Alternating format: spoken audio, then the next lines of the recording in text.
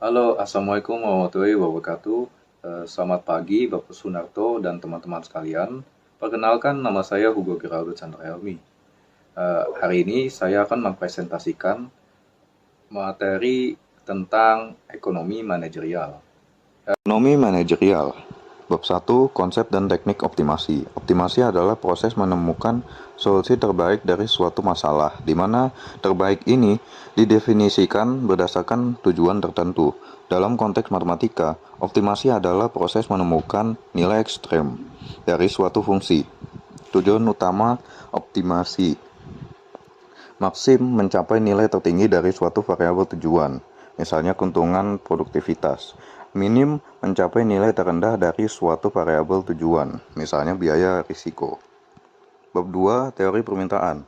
Teori permintaan adalah salah satu konsep fundamental dalam ilmu ekonomi yang mempelajari hubungan antara keinginan konsumen terhadap suatu barang atau jasa dengan berbagai faktor yang mempengaruhinya seperti harga, pendapatan, selera, dan harga barang lain. Pengertian permintaan. Permintaan adalah keinginan konsumen untuk membeli suatu barang atau jasa pada harga dan waktu tertentu. Keinginan ini harus didukung oleh daya beli yang memadai. Kurva permintaan. Kurva permintaan menggambarkan hubungan antara harga suatu barang dengan jumlah barang yang diminta. Kurva permintaan umumnya memiliki kemiringan negatif yang menunjukkan hukum permintaan. Elastisitas permintaan. Elastisitas permintaan mengukur sejauh mana perubahan harga suatu barang mempengaruhi perubahan jumlah barang yang diminta.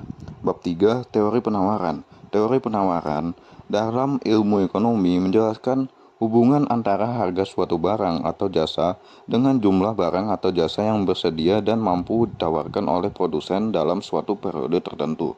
Sederhananya, teori ini mencoba menjelaskan mengapa produsen lebih banyak menawarkan suatu produk ketika harganya tinggi dan sebaliknya.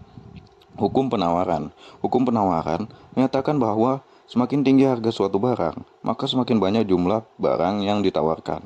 Dengan asumsi faktor-faktor lain dianggap konstan. Hubungan positif antara harga dan jumlah penawaran ini dapat digambarkan dalam bentuk kurva penawaran yang cenderung naik. Bab 4, elastisitas permintaan. Elastisitas permintaan adalah konsep dalam ekonomi yang mengukur seberapa besar perubahan jumlah permintaan suatu barang atau jasa akibat perubahan harga. Sederhananya, elastisitas permintaan menunjukkan seberapa sensitif konsumen terhadap perubahan harga. Faktor-faktor yang mempengaruhi elastisitas permintaan. Ketersediaan barang substitusi. Semakin banyak barang substitusi yang tersedia, semakin elastis permintaan. Proporsi pendapatan yang digunakan. Barang yang membutuhkan proporsi pendapatan yang besar cenderung memiliki permintaan yang tidak elastis. Sifat kebutuhan. Barang kebutuhan pokok cenderung memiliki permintaan yang tidak elastis, sedangkan barang mewah cenderung memiliki permintaan yang elastis. Jangka waktu. Dalam jangka panjang, konsumen cenderung memiliki lebih banyak waktu untuk mencari alternatif, sehingga permintaan cenderung lebih elastis. Bab 5, metode dan teknik peramalan atau forecasting. Peramalan atau forecasting adalah proses memprediksi kejadian di masa depan berdasarkan data historis dan informasi terkini. Jenis-jenis metode peramalan. Secara umum, metode peramalan dapat dibagi menjadi dua kategori utama. Yang pertama, metode kualitatif. Metode kualitatif lebih bersifat subjektif dan bergantung pada penilaian ahli, pengalaman, dan intuisi. Kedua, metode kuantitatif. Metode kuantitatif menggunakan data historis dan model statistik untuk membuat prediksi. Faktor yang mempengaruhi pemilihan metode peramalan yaitu ketersediaan data, jangka waktu peramalan, akurasi yang dibutuhkan, serta biaya. Bab 6, teori produksi. Teori produksi adalah cabang ilmu ekonomi yang mempelajari bagaimana input diubah menjadi output. Teori ini berusaha menjelaskan hubungan antara berbagai faktor produksi seperti tenaga kerja, modal, dan teknologi dengan jumlah produksi yang dihasilkan. Konsep dasar dalam teori produksi. Input, faktor-faktor yang digunakan dalam proses produksi seperti tenaga kerja, tanah, modal, dan teknologi. Output, hasil akhir dari proses produksi berupa barang atau jasa yang siap untuk dijual atau dikonsumsi. fungsi produksi, persamaan matematis yang menunjukkan hubungan antara input dan output. Faktor yang mempengaruhi produksi diantaranya teknologi, organisasi perusahaan, kualitas sumber daya manusia, serta lingkungan bisnis. Bab 7. Teori biaya. Teori biaya adalah cabang ilmu ekonomi yang mempelajari berbagai jenis biaya yang timbul dalam proses produksi. Teori ini berusaha menjelaskan bagaimana biaya-biaya tersebut berubah seiring perubahan tingkat produksi dan faktor-faktor produksi lainnya. Tujuan analisis biaya. Pengambilan keputusan. Membantu perusahaan dalam mengambil keputusan seperti menentukan tingkat produksi yang optimal, memilih teknologi produksi, dan menetapkan harga jual. Perencanaan produksi. Membantu perusahaan dalam merencanakan produksi dan anggaran. Evaluasi kinerja. Membantu perusahaan dalam mengevaluasi efisiensi produksi dan mengidentifikasi area yang perlu diperbaikan. Bab 8. Struktur pasar dan strategi persaingan. Struktur pasar adalah pengelompokan pasar berdasarkan karakteristik tertentu, seperti jumlah penjual, jenis produksi yang dijual, dan kemudahan masuk atau keluar pasar. Struktur pasar yang berbeda akan memiliki karakteristik persaingan yang berbeda pula, sehingga strategi persaingan yang efektif pun akan berbeda. Strategi persaingan adalah tindakan yang dilakukan oleh perusahaan untuk mendapatkan keunggulan kompetitif dan meningkatkan pangsa pasar. Faktor yang mempengaruhi strategi persaingan yaitu struktur pasar, tujuan pasar, sumber daya perusahaan, perilaku konsumen, dan lingkungan eksternal. Bab 9. Penetapan dan penentuan harga. Penetapan dan penentuan harga adalah dua istilah yang sering digunakan secara bergantian dalam dunia bisnis, namun memiliki nuansa yang sedikit berbeda. Keduanya merupakan aspek penting dalam strategi pemasaran suatu produk atau jasa. Penetapan harga atau pricing. Penetapan harga adalah proses menentukan harga awal suatu produk atau jasa. Penentuan harga atau price setting. Penentuan harga adalah proses menyesuaikan harga yang telah ditetapkan sebelumnya. Faktor yang mempengaruhi penetapan harga yaitu tujuan pemasaran, siklus hidup produk, karakteristik produk, kondisi ekonomi, dan regulasi pemerintah. Bab 10. Teori utilitas dan analisis risiko. Teori utilitas adalah konsep dalam ekonomi yang berusaha mengukur tingkat kepuasan atau kenikmatan yang diperoleh individu dari mengkonsumsi suatu barang atau jasa. Utilitas ini bersifat subjektif dan bervariasi.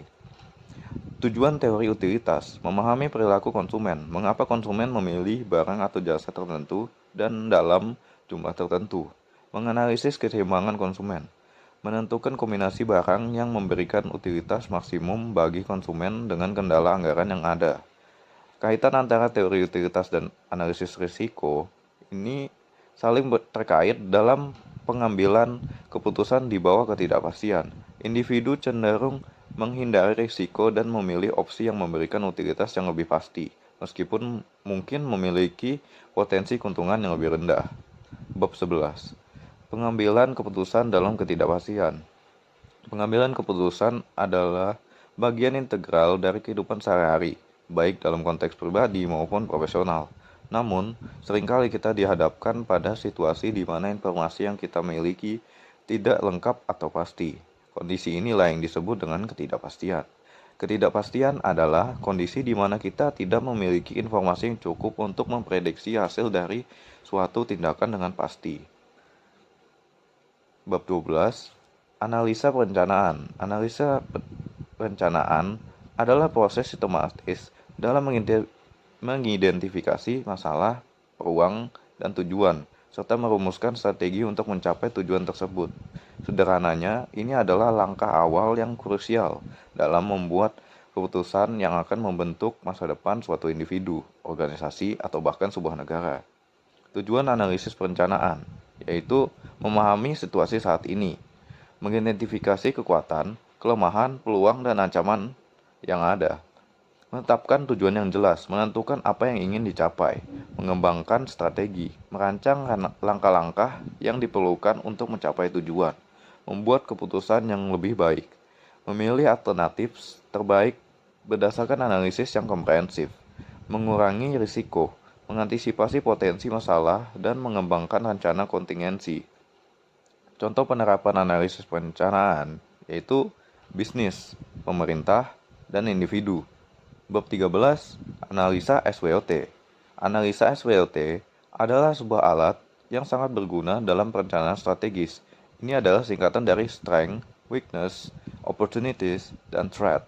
Analisis ini membantu kita untuk mendapatkan gambaran yang lebih jelas tentang suatu situasi, baik itu bisnis, proyek, atau bahkan keputusan pribadi. Tujuan analisis SWOT: memahami situasi, mendapatkan gambaran yang komprehensif tentang posisi saat ini, mengidentifikasi peluang, menemukan area yang dapat dikembangkan, mengurangi risiko, mengantisipasi potensi masalah, dan mencari solusi, membuat keputusan strategis, membantu dalam mengambil keputusan yang lebih baik. Contoh penerapan analisis SWOT, misalnya sebuah perusahaan startup ingin meluncurkan produk baru. Analisis SWOT dapat membantu mereka. Strength, tim yang inovatif, teknologi yang unik. Weakness, anggaran terbatas, kurangnya pengalaman pasar. Opportunities, pasar yang belum terjamah, tren konsumen yang mendukung. Threats, saingan yang ketat, perubahan kebijakan pemerintah. Ya, sekian dari presentasi saya. Jika ada kurang, mohon maaf. Assalamualaikum warahmatullahi wabarakatuh. Selamat pagi.